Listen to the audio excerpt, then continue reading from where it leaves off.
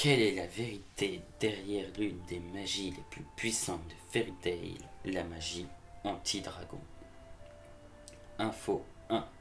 La magie anti-dragon a été créée par Eileen Belsarion du temps où les dragons de l'Ouest devenaient une menace. Info 2. La magie anti-dragon transforme les humains qui la possèdent peu à peu en dragons. Info 3. Il existe plusieurs générations de mages anti-dragons. 5 en tout. La première génération de mages anti-dragons, c'est celle de Natsu, Gajil et Wendy pour les exemples principaux. Cette génération est celle qui a été enseignée par les dragons eux-mêmes. La seconde génération, c'est celle des mages comme Luxus et Cobra. Ce sont des chasseurs de dragons avec une lacryma implantée en eux. La troisième génération, c'est celle de Sting et Rogue, où ils ont été entraînés par des dragons et ont reçu plus tard une lacryma de magie anti-dragon. La quatrième génération, c'est une génération de robots avec la magie anti-dragon qu'il y a eu dans un des films Fairy Tail.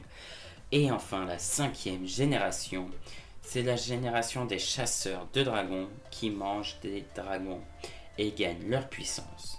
La cinquième génération est vue dans Fairy Tail Sonria's Quest. Information 4.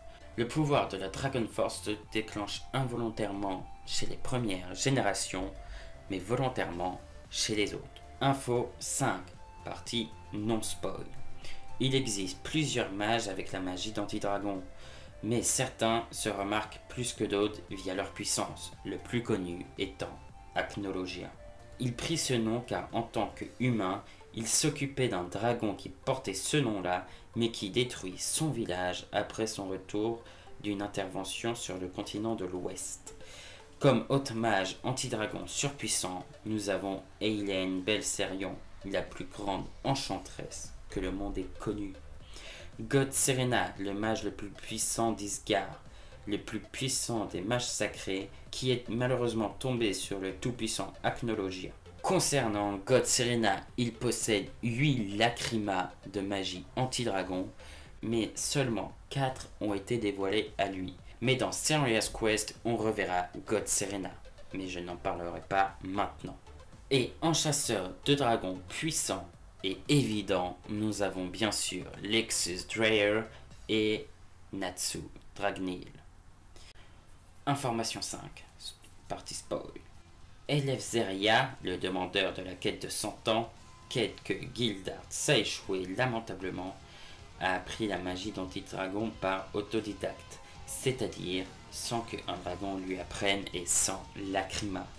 Et nous avons également tous les chasseurs de dragons de Diabolos, mais surtout les 4 chevaliers noirs de dragons qui sont les mages les plus puissants de la guilde de Diabolos, une guilde spécialement de chasseurs de dragons.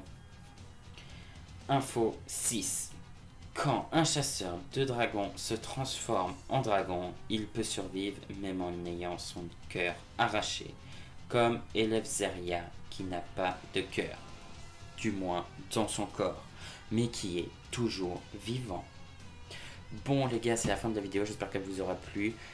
Pour une vidéo vérité, je crois qu'elle aurait été un peu plus longue que les autres, qui durent à peu près tous 3 minutes. Mais bon voilà, Fairy Tail est un manga que j'adore et que je voulais parler. Du coup, si vous voulez que je continue, que je refasse plutôt d'autres vidéos sur Fairy Tail, n'hésitez pas à le dire en commentaire. Et moi les gars, je vous laisse, c'était Naoi, je vous dis à la prochaine. Tchuss!